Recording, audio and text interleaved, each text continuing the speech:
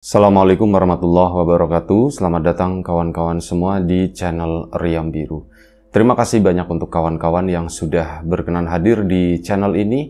Dan pada kesempatan kali ini ada satu cerita datang dari Mbak Sari di Kediri. Mbak Sari itu menceritakan tentang satu peristiwa horor yang pernah dialami oleh dirinya beserta keluarganya. Ini kejadiannya sekitar tahun 2009. Jadi pada saat itu Mbak Sari memang sudah tinggal di sebuah kayak boleh dibilang semacam komplek perumahan, tapi sebenarnya itu kampung gitu ya. Cuman kampung yang mungkin belum terlalu lama berdiri. Meskipun itu komplek perumahan, tapi jatuhnya nggak tahu, pokoknya nuansanya itu jadi kayak perkampungan biasa. Soalnya itu nyambung sama perkampungan di sebelah-sebelahnya semacam itu ya.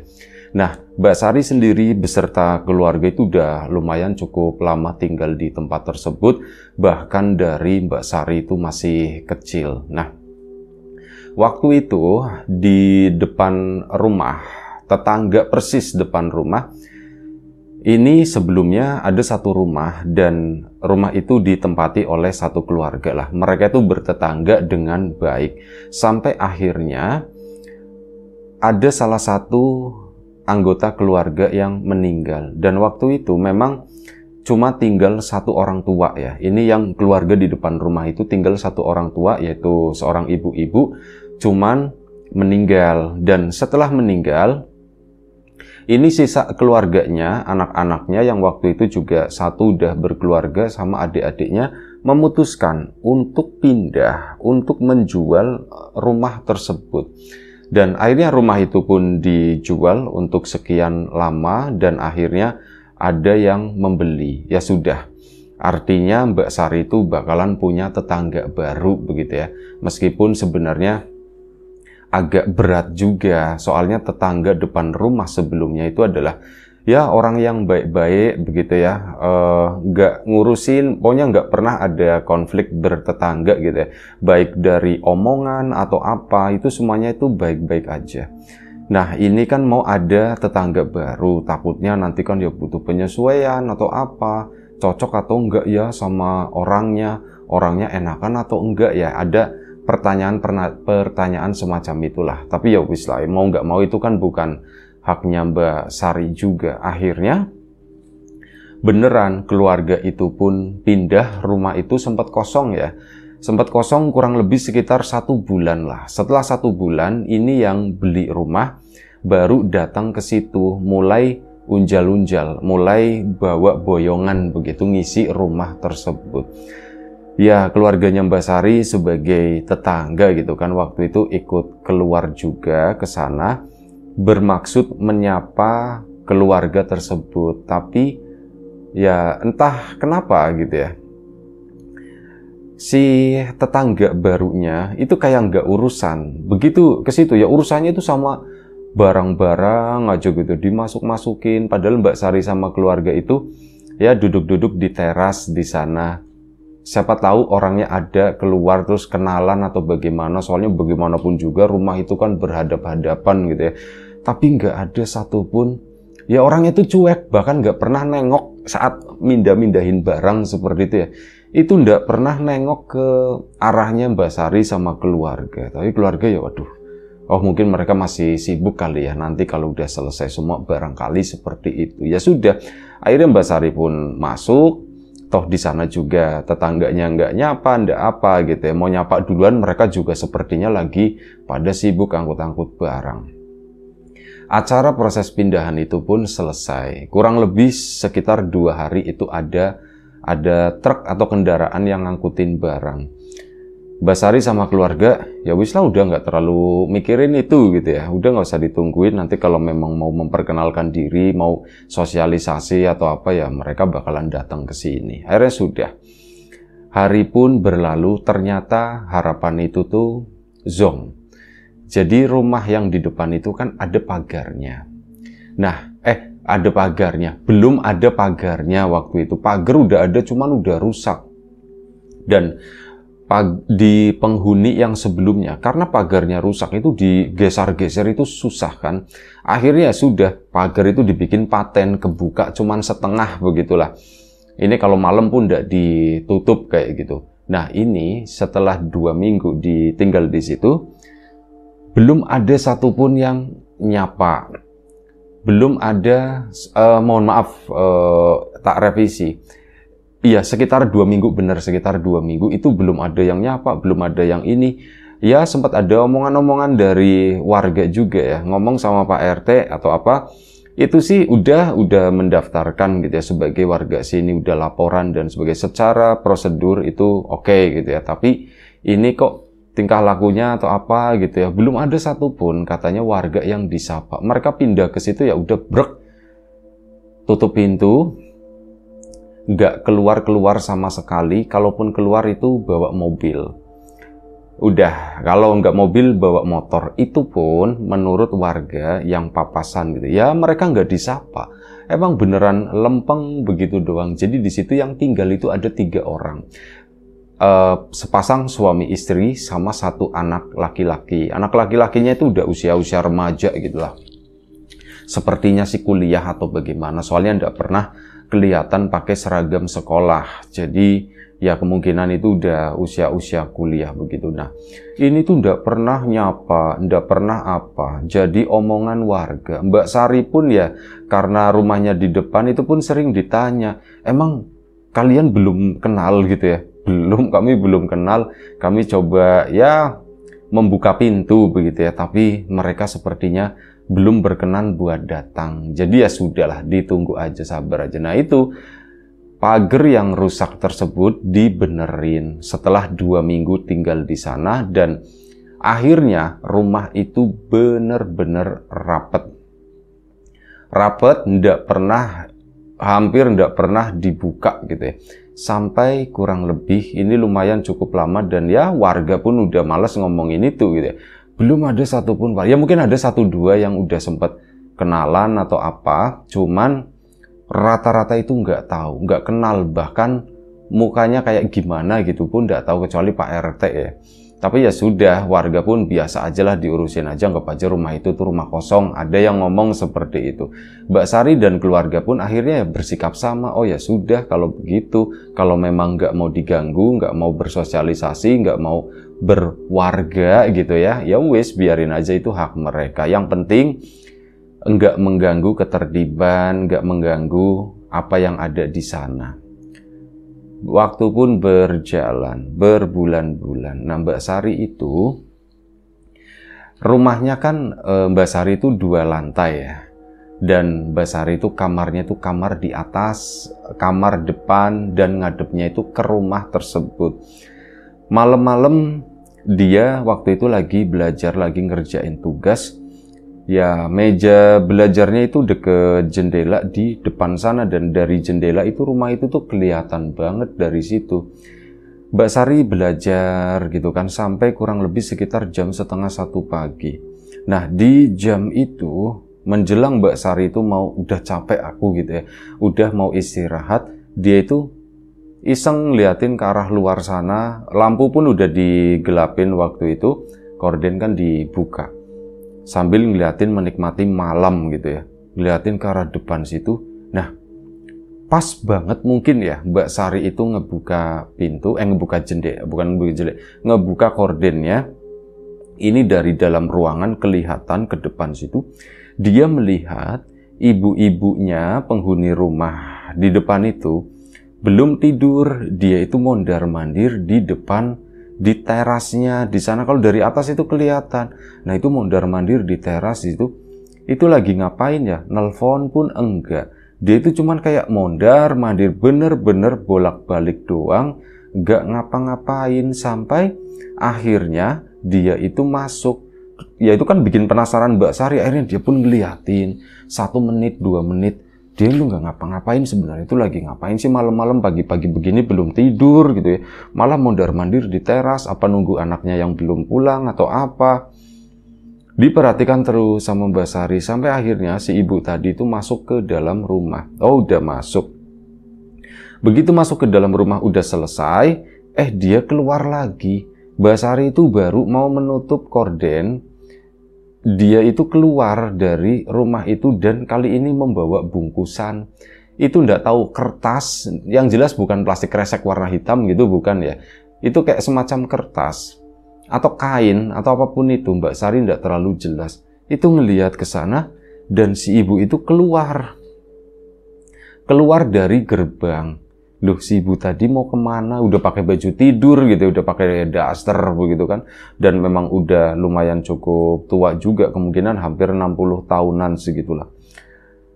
Nah, si ibu itu keluar dari gerbang. Saat keluar dari gerbang sempat berdiri sejenak itu di depan gerbang sana sambil nenteng itu tadi. Dia itu kayak tengok-tengok kanan kiri. Setelah itu apa? Dia itu naburin sesuatu di depan rumahnya sendiri, di depan gerbang situ kayak di kupyuk begitu doang ya. Itu lagi ngapain ya? Mbak Sari langsung lihat, wah ini lagi guna-guna nih atau apa gitu ya. Cuman kok di rumah sendiri, pikirnya Mbak Sari. Kok di rumah sendiri kayak gitu? Diperhatikan terus, udah selesai kan? Ini celingak-celinguk lagi nungguin sesuatu, diem sejenak di depan gerbangnya di situ. Kemudian melangkah nyebrang dan naburin sesuatu di depan rumahnya Mbak Sari, di depan gerbangnya kali ini. Loh, kok nyebarnya di sini, kok nyebar di depan rumahku gitu kan? Mbak Sari, wah ini gak bener nih, aku mesti ngomong sama bapak sama ibu. Dan waktu itu begitu melihat hal tersebut, Mbak Sari kan langsung turun ke bawah ke sana. Maksudnya tuh mau ngebilangin, Bu maksudnya apa? Nyebar-nyebar seperti itu gitu. Mau ngomong kayak gitu. Dia pun turun ke sana menuju ke arah depan gitu kan. Ini keluarganya itu udah pada tidur semua. Mbak Sari keluar pintu, jegrek-jegrek ke sana menuju ke arah gerbang. Si ibu tadi udah ndak ada. Ya mungkin udah masuk, gerbangnya juga udah tertutup. Lah, si ibu tadi ndak ada. Mbak Sari pun ngelongok begini kan dari gerbang itu, nyebarin apa sih tadi? Cuman nggak ada bekasnya. Ya nggak ada bekas kayak misal beras atau garam atau kembang atau air atau apapun itu tuh nggak ada bekas. Loh, kok nggak ada bekasnya sama sekali ya? Nggak ada. Ya wis lah, udahlah masuk lagi gitu karena udah pagi dan si ibu itu juga nggak ada. Akhirnya Mbak Sari pun bangunin bapak sama ibunya. Ini informasi yang penting soalnya takutnya itu memang beneran ada sesuatu yang ditabur di situ dan keesokan paginya Mbak Sari lupa, orang-orang main keluar aja, nginjek, terkena atau bagaimana, takutnya itu ada efeknya. Ngomong dibangunin bapak sama ibunya, Pak, Bu, aku tadi ngelihat itu tetangga depan ini naburin sesuatu di situ. Loh, naburin apa gitu kan? Bapak nanya, itu dia Pak, aku udah sempat nengokin tadi di gerbang, cuman gak ada bekasnya Pak gitu. Oh gitu. Ya wis, hati-hati ya, besok siapapun yang mau keluar rumah, adik-adiknya Mbak Sari pun akhirnya dibangunin, kakaknya juga. Kalian besok kalau mau keluar rumah, berdoa dulu, katanya begitu. Sari itu tadi ngelihat begini-begini, takutnya ada sesuatu yang tidak baik gitu ya, yang direncanakan oleh orang tersebut. Jadi ya, apa salahnya kalian itu berdoa ya, kata bapak begitu. Iya pak. Habis itu mereka tuh pada tidur lagi. Mbak Sari pun tidur, ngelongok ke sana ke rumah. Si ibu itu ada, cuman dia posisinya lagi duduk di teras sendirian sambil ngerokok gitu. Oh, si ibu itu ngerokok juga gitu kan. Dan di sampingnya bungkusnya itu ada, yang tadi bungkus di bawah itu ada di atas meja. Mbak Sari pun akhirnya udahlah tidurlah, aku udah ngantuk, besok masih ada kerjaan gitu kan. Akhirnya sudah, Mbak Sari pun malam itu tertidur. Keesokan paginya diingetin lagi sama orang tua, kalau mau keluar berdoa dulu ya, berdoa. Akhirnya semuanya itu pada berdoa.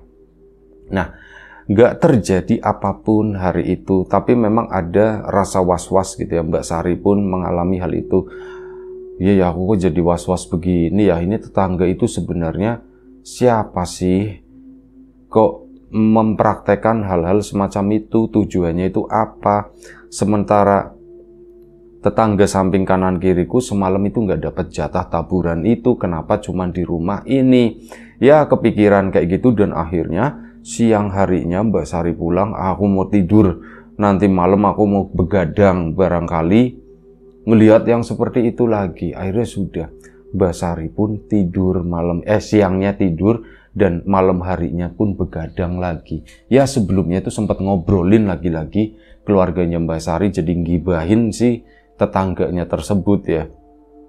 Mbak Sari malam sekitar jam 10 itu udah mulai naik ke atas, naik ke kamar istirahat, tapi dia memang sengaja nggak istirahat, dia ngapain lah pokoknya ya. Sampai malam sekitar jam 12-an, lampu dimatikan, jendela itu mulai dibuka, kordennya itu mulai dibuka, jadi bisa ngelihat dari arah dalam gitu. Ditungguin gitu, dan seperti biasa jam 12:30 pagi, beneran pas ngelongok begini, si ibunya itu udah duduk di teras di sana sendirian sambil ngerokok. Nah, setelah ngerokok, diperhatikan terus kan sama Mbak Sari, si ibu itu, mohon maaf ya, tiba-tiba menanggalkan bajunya, ngelepas bajunya, itu semuanya, dan Mbak Sari juga sempat kaget. Itu ngapain? Dia itu mau ngapain malam-malam begitu gitu kan? Kok buka baju seperti itu?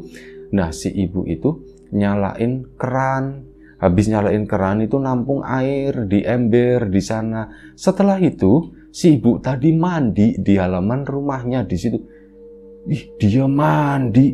Ngapain juga jam 12:30 pagi begini mandi kok di depan rumah di situ gitu. Itu kan jadi menurut Mbak Sari ini kok aneh, kok orang jadi seperti itu ya. Dan setelah itu, setelah mandi, untung Mbak Sari itu sama-sama perempuan gitu ya, itu ngeliatin sampai setelah itu tadi ritual anggap aja gitu ya, lagi ngelakuin ritual itu berhenti, si suaminya, bapak-bapaknya itu keluar dari dalam bawain anduk yang masih dilipat dan masih rapi begitu ya. Itu dibawain anduk, dielap-elap begitu kan. Nah, setelah itu si ibu tadi tuh pakai baju lagi, kembali normal seperti kayak tadi. Nah, si bapaknya itu masuk kan, cuman nggak naruh anduk doang tapi langsung masuk gitu. Nyampe pakai baju, habis itu si bapak tadi masuk lagi. Si ibu itu masih duduk di depan sana, lanjut ngerokok lagi.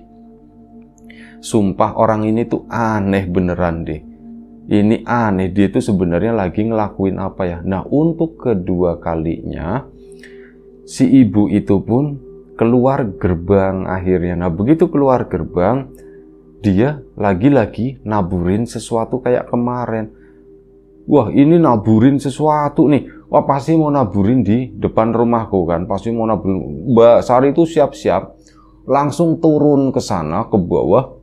Tapi buka pintu pelan-pelan gitu ya. Dan dia itu mengendap-endap, ngumpet di depan semak-semak di situ, di dekat gerbang.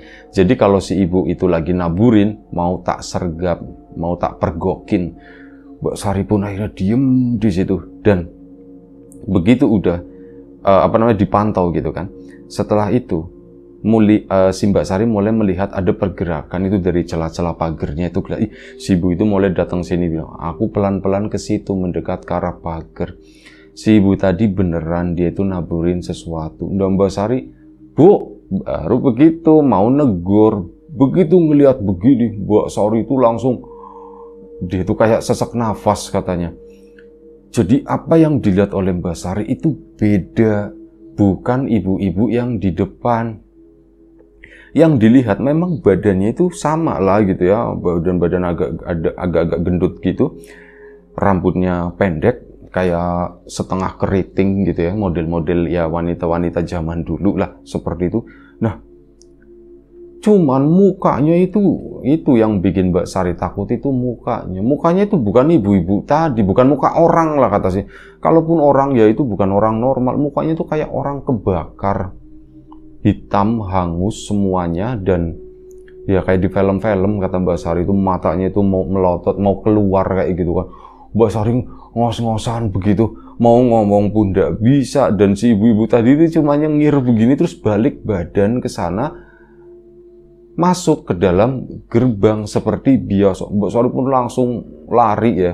Tadinya lemes banget, dia langsung lari masuk ke dalam rumah, bangunin bapak sama ibunya lagi. Pak, Bu, aku tadi ngelihat, aku habis ngecek itu ya, kamu tenang dulu, kamu kenapa? Ya bapak sama ibu panik, ngomongnya agak kenceng, akhirnya adik-adiknya juga bangun. Ya kayak kemarin dibangunin lagi, kenapa? Bu, itu tuh bukan orang, Bu, itu bukan orang, gimana ngomong itu yang tata, ngomong itu yang jelas, kamu tenang dulu, minum dulu, Nal, ambilin minum, adiknya pun ngambil minum, diminumlah sama Mbak Sari, mulai sedikit agak tenang. Kenapa, Bu? Aku tadi ngintip, Bu. Ngintip siapa gitu kan? Itu ngintip ibu-ibu yang kemarin naburin itu. Aku ngelihat, Bu, kali ini, Bu, aku jelas gitu. Tadi mau tak tegur, cuman apa? Si ibu-ibu itu mukanya berubah, Bu. Berubah gimana? Ya ndak tahu, itu bukan muka si ibu-ibu tadi. Mukanya emang kayak apa ya, digambarin seperti itu. Mukanya tuh hancur, Bu, hitam, kayak muka habis kebakar, hangus kayak gitu kata si itu. Ya sudah, kata si bapak, udah, biarin aja. Ini mungkin bukan tugas kamu lagi, Sari, kata si bapak. Yaudah, kamu udah cukup ngasih informasi seperti itu, dan akhirnya sudah. Mbak Sari pun istirahat. Tapi ya kayak gitu masih penasaran, dan si ibu itu duduk di teras sana. Cuman apa, kali ini sambil ngerokok, mukanya itu kembali normal. Itu ngeliatin ke arah jendelanya Mbak Sari terus, itu kayak gitu.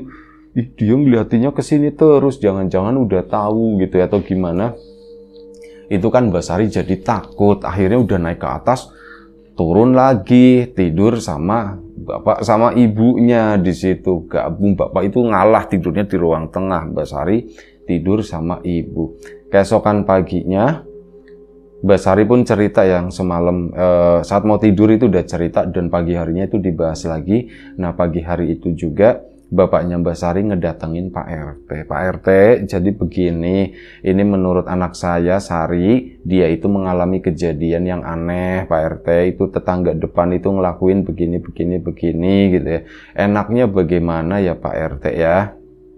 Ya sudah Pak, nanti kalau Bapak mau, ayo kita ke rumahnya, kita omongin aja, kita musyawarahin aja.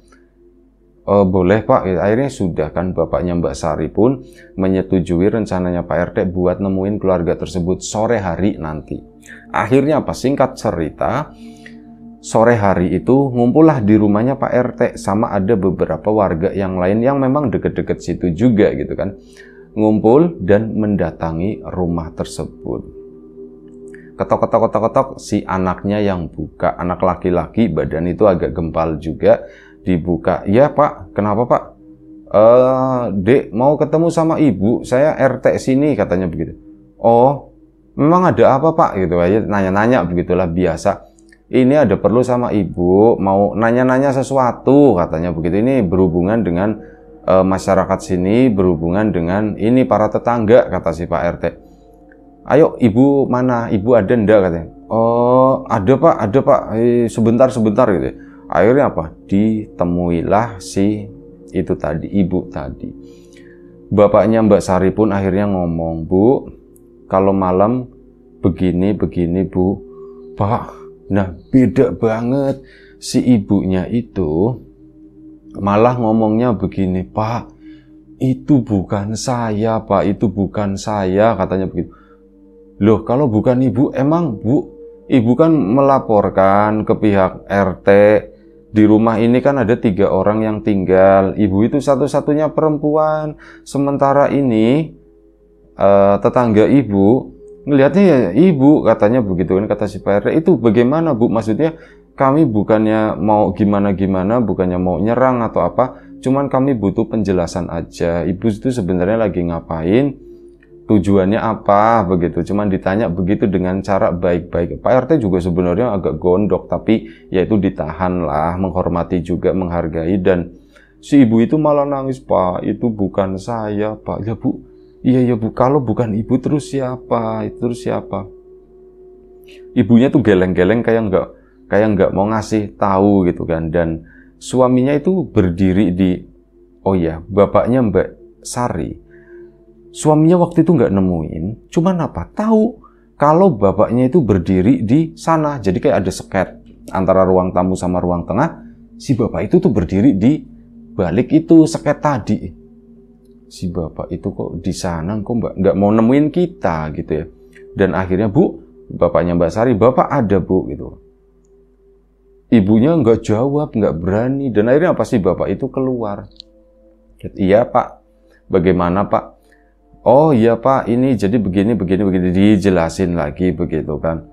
Oh, memang buktinya apa, Pak? Kalau ini istri saya melakukan itu, malah ditanya, dibalikin seperti itu. Ya, kami memang nggak ada punya bukti apa-apa, cuman ada saksinya. Saksinya siapa, Pak? Nah, di situ kan Pak RT udah diceritain semua sama Bapak. Saksinya ada pokoknya, Pak. Yang jelas kami nggak mau ngapa-ngapain, intinya kata Pak RT. Kami cuman, ya, tujuannya itu apa? Kami menganggap apa yang dilihat saksi itu benar, dan memang melihat dari tingkah laku Bapak sekeluarga selama tinggal di sini juga memang agak sedikit aneh, Pak. Sebagai seorang warga, ini Bapak sama Ibu sama keluarga itu nggak pernah yang namanya silaturahmi, nggak pernah memperkenalkan diri atau apa gitu ya. Kami kan warga jadi bertanya-tanya, Bapak sama Ibu ini sebenarnya lagi ngapain sih di rumah ini? Kami tahu rumah ini dibeli, tapi bagaimanapun juga kalian kan tinggal di lingkungan ini ya, Pak, Bu. Dan kami nggak tahu kalian itu ngapain kegiatannya gitu ya. Dan ya takutnya kalian malah dilempar lagi sama Pak RT begitu. Kalian melakukan sesuatu yang ilegal, sesuatu yang apa? Ya kami berhak tahu, Pak, untuk masalah itu. Si Bapak itu kayak, iya juga, mau nggak tahu ya, dia tuh nggak ngerespon yang bagaimana, cuman udahlah nggak usah dibahas lagi gitu ya, udah nggak usah dibahas lagi kata si Bapak.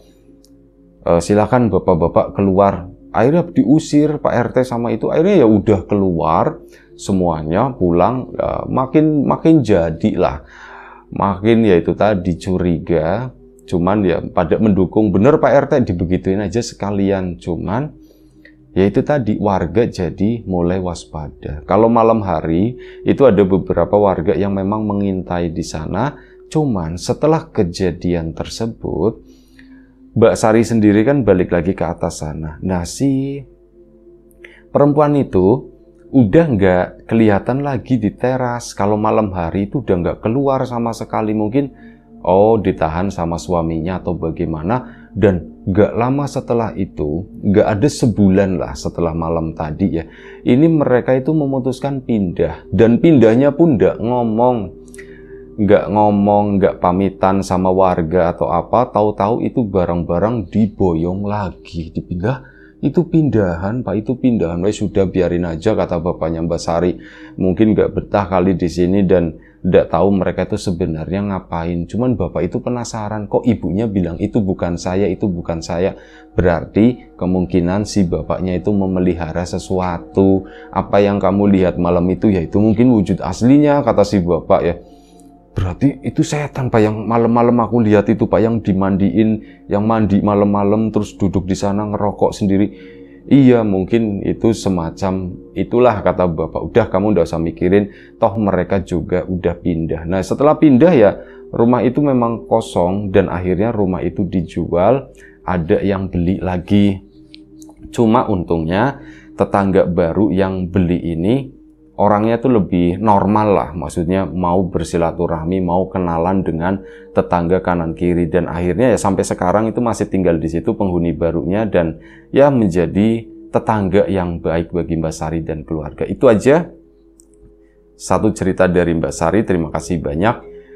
Kawan-kawan juga terima kasih banyak atas support dan dukungannya, apapun itu, kawan-kawan subscriber, kawan-kawan membership, kawan-kawan yang sudah ngasih super thanks ke Riam Biru, terima kasih banyak. Kawan-kawan udah ngasih like, udah nge-share ke yang lainnya.